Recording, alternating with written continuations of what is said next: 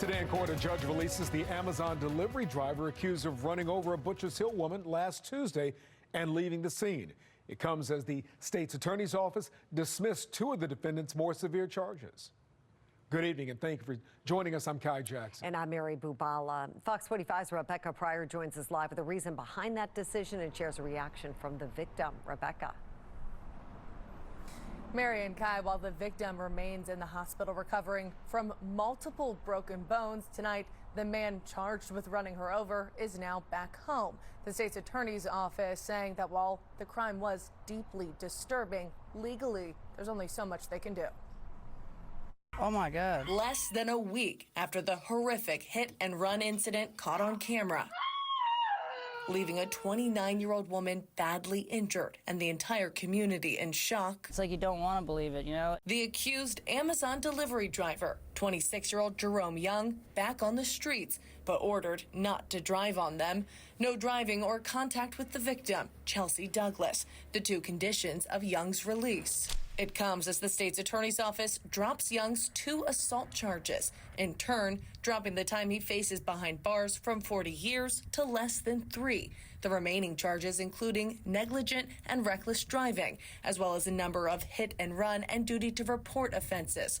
The reason for the reduction? The state's attorney's office pointing to a lack of evidence, claiming a court commissioner overcharged the defendant. The idea of a first-degree assault, that's harder to prove, because you have to show an intent. Criminal defense attorney Warren Alperstein, who has no relation to this case, weighing in, explaining to argue assault, the state would have to prove the driver purposefully ran over the victim. Keep in mind that this does not prevent or preclude the state's attorney's office from filing some of these charges again in the future. The judge overseeing Young's bail review saying, quote, while the event was sensational, there doesn't appear to be any maliciousness in the strike.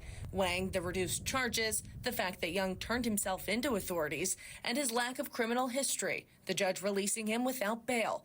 But in the court of public opinion, you don't know people as well as you think you do. One of Young's neighbors disagreeing with the decision. He should have been arrested and detained until he went to court. Arguing accidents happen, but leaving Douglas stranded in the street was a choice that could have had deadly consequences. What kind of human being can do that? I'm surprised she lived through that.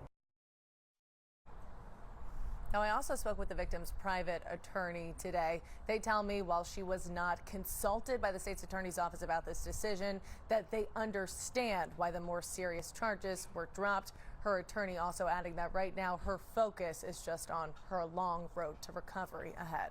Reporting live in Baltimore City, Rebecca Pryor, Fox 45 News. I'm Mary Bubala. Thank you for watching. Here's another video for you to watch. Also take some time to subscribe to our YouTube channel.